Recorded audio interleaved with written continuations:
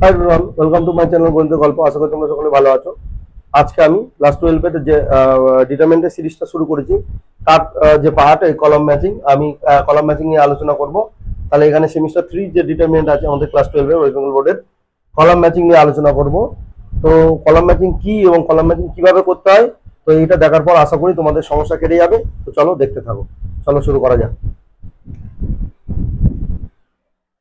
আমি column matching এর যে অঙ্কটি এখানে আমি এসছে, তো এখানে কলাম ম্যাচিং মানে কি, এই কলামের সাথে এই কলাম ম্যাচ করাতে হবে কোনটা কি, এবং চারটে ওখানে অপশন আছে।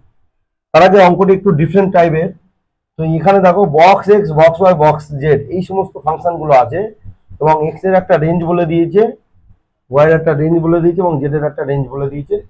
আগে আমাদের বক্স এক্স বিষয়টা বুঝতে হবে যে বক্স এক্স কি। বক্স এক্স বলতে যে বৃহত্তম পূর্ণ সংখ্যা যা কিনা এক্স এর মানের চেয়ে বড় নয়। অর্থাৎ বক্স এক্স মানে হলো কি,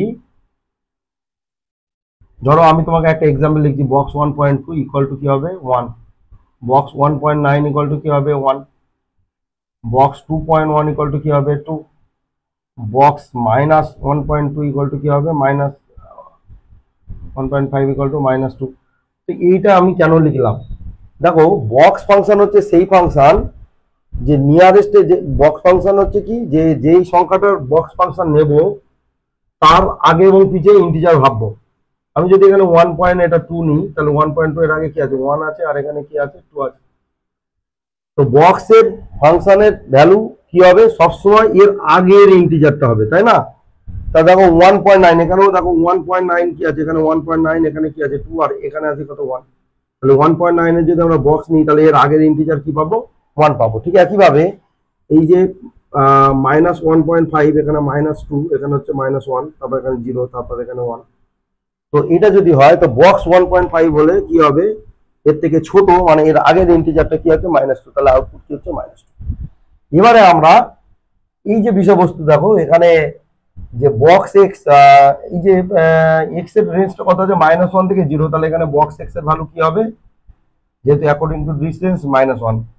এখানে ওয়াই কি হবে, বক্স ওয়াই কি হবে 0, আর বক্স জেড কি হবে, দেখো এখানে 1 থেকে 2 পর্যন্ত, তাহলে 1।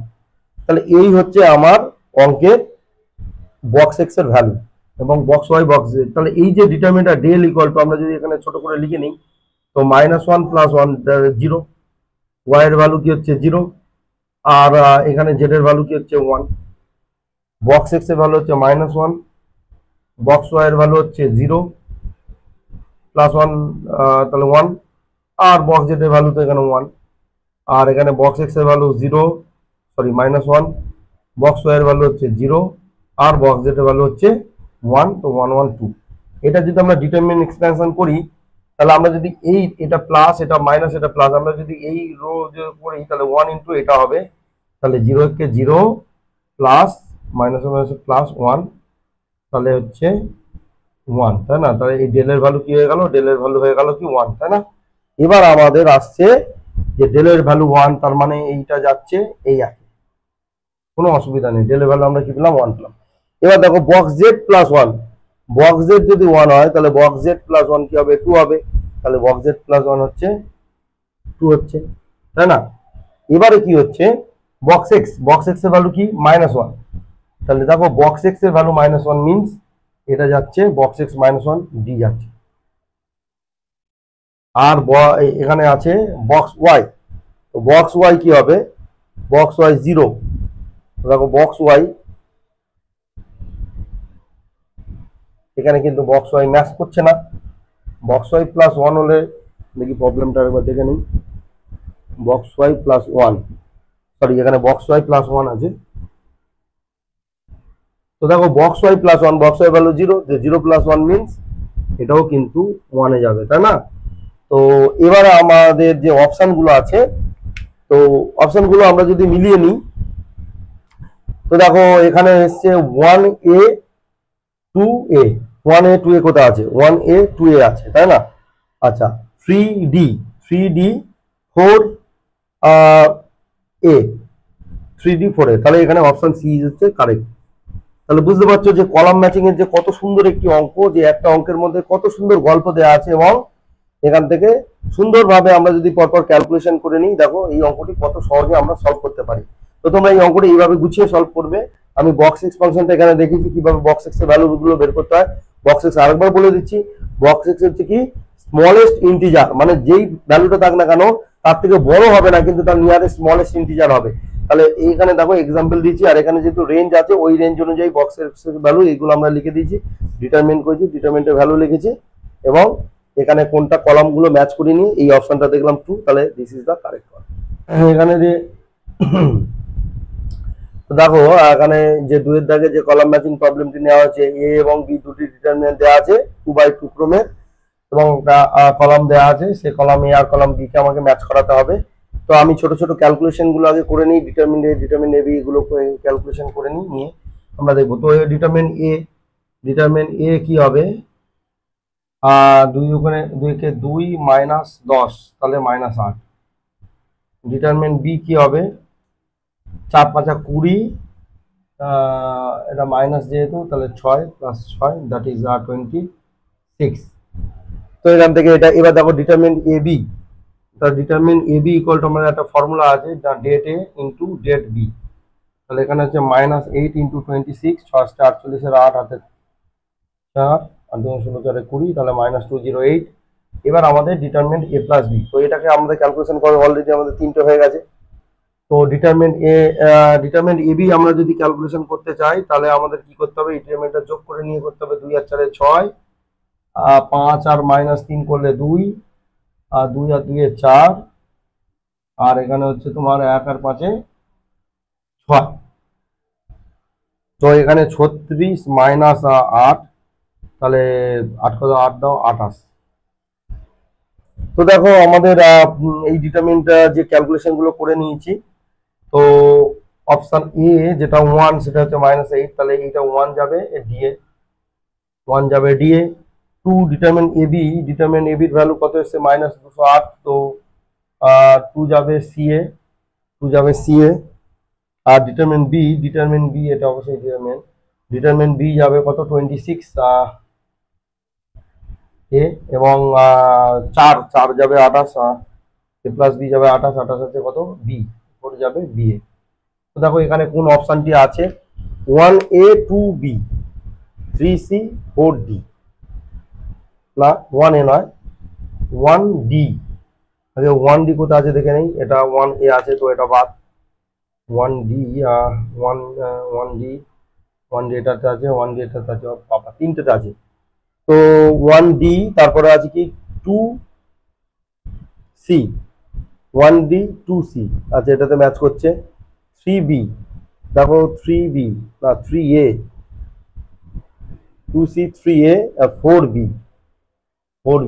তাহলে এই this is the correct one, তাই না? তো দেখো এটা খুব তোমরা সাবধানে দেখবে যে কিছু কিছু অপশন দেখো 2টো 3টে করে ম্যাচ করে যাচ্ছে, একমাত্র 4টেই ম্যাচ যখন করবে সেটাই হচ্ছে কি কারেক্ট ওয়ান। তো দেখো এই অঙ্কগুলো কিন্তু খুব একটা কঠিন নয়, কিন্তু তোমাদের এইগুলো বুঝতে অসুবিধা হতে পারে যে কোনটার সঙ্গে কোনটা। আমরা তাড়াহুড়ো করে হয়তো দুটো ক্যালকুলেট করলাম, তারপর ম্যাচ করলাম, ও করলে কিন্তু তোমাদের পুরোপুরি ভুল হয়ে যাবে, খাটনিটা বেকার হয়ে যাবে। তো একটু খেয়াল করে এই অঙ্কগুলো করবে। তো চলো পরের অঙ্কটি যাওয়া যাক। 3-এর দাগের কলাম ম্যাচিং এর যে প্রবলেমটি আমি এখানে এনেছি, এটি 3/3 ক্রমের ডিটারমিনেন্ট দেওয়া আছে 1AB -A1C -B -C1।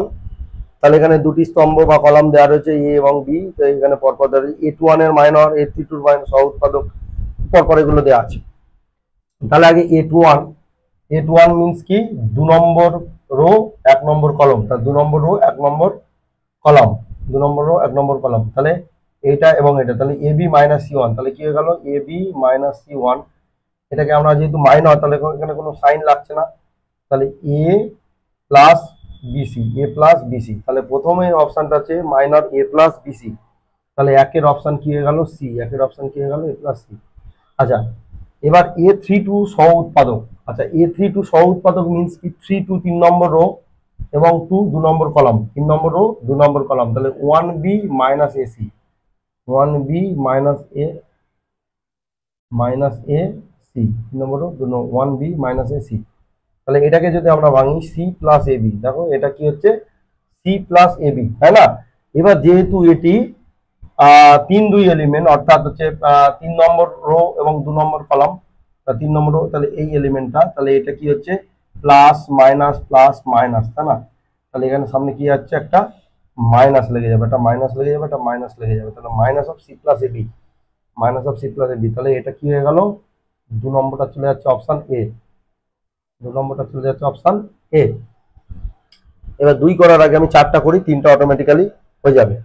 তো 4টা দেখো, A13 হচ্ছে first row third column, that is হচ্ছে বি এর কিন্তু আমাদের কি চেয়েছে, সহউৎপাদক, তাহলে সহউৎপাদক, তাহলে বি হচ্ছে এটা, তো বি যদি এটা হয় ফার্স্ট রো থার্ড কলাম, তাহলে AC plus B, AC plus কি হলো, এটা হচ্ছে বি, এটা বি, এসি প্লাস বি।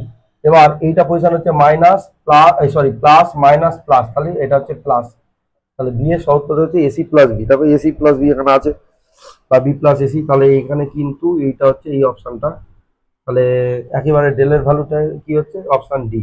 তাহলে আমরা এই অনুযায়ী অপশনগুলো কারেক্ট করার চেষ্টা করব। একের দাগের দেখো কি হয়েছে, একের দাগে সি, তাহলে 1C কোনটা আছে, 1C কিন্তু এটা আছে, এই দুটোতে 1C আছে, তাই না? এই এবারে 1C পরে 2 কি আছে, 2 আছে এ, 2A, এটা দেখো 2B, তাহলে option C B is the correct.